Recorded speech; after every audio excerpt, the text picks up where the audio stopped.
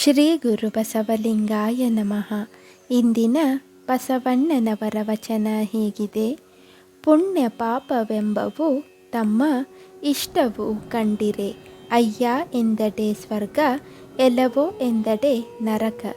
ದೇವ ಭಕ್ತ ಜಯ ಜೀಯ ಎಂಬ ನುಡಿಯೊಳಗೆ ಕೈಲಾಸ ಮೈದುವುದೇ ಕೂಡಲ ಸಂಗಮ ದೇವ. ಈ ವಚನದ ಸಾರ ಹೀಗಿದೆ: ಪುಣ್ಯ ಮತ್ತು ಪಾಪದ ಕಾರ್ಯಗಳನ್ನು ಮಾಡುವುದು ನಮ್ಮಿಚ್ಛೆಗೆ ಸಂಬಂಧಿಸಿದಂತೆ ಸ್ವರ್ಗ ನರಕಗಳು ಕೂಡ ನಮ್ಮನ್ನೇ ಅವಲಂಬಿಸಿವೆ. ನಮ್ಮ ನಡೆನುಡಿಗಳಲ್ಲಿ ಸತ್ಯ ನಯವಿನಯಗಳು ತುಂಬಿಕೊಂಡರೆ ಸ್ವರ್ಗ ಸೃಷ್ಟಿಯಾಗುತ್ತದೆ.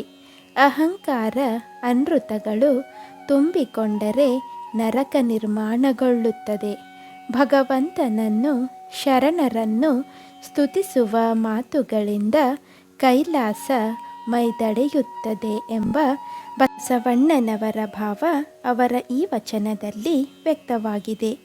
ಇಂದಿನ ಮಾತು: ವೀರಶೈವರಲ್ಲಿ ವೈರಾಗ್ಯ ಭಾವವನ್ನು ಹೊಂದಿ ಶಿವಾದ್ವೈತ ಜ್ಞಾನ ಸಂಪನ್ನರಾಗಿ ಉತ್ತಮ ಶೀಲ ಆಚಾರ ವಿಚಾರಗಳನ್ನು ನಡೆಸುವವರು ಲಿಂಗಧಾರಿಗಳು.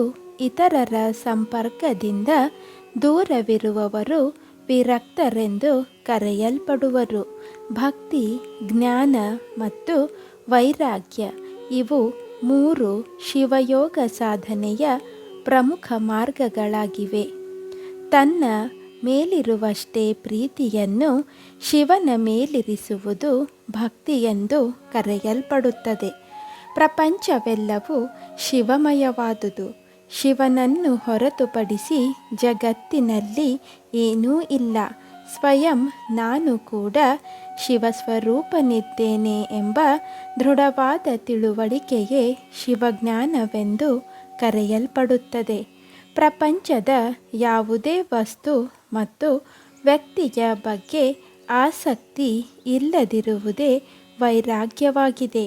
ಇವುಗಳಲ್ಲಿ ವಿರಕ್ತರಾದವರು ಜ್ಞಾನ ಮತ್ತು ವೈರಾಗ್ಯದ ಕಡೆ ಹೆಚ್ಚು ಒಲವು ಹೊಂದಿರುತ್ತಾರೆ.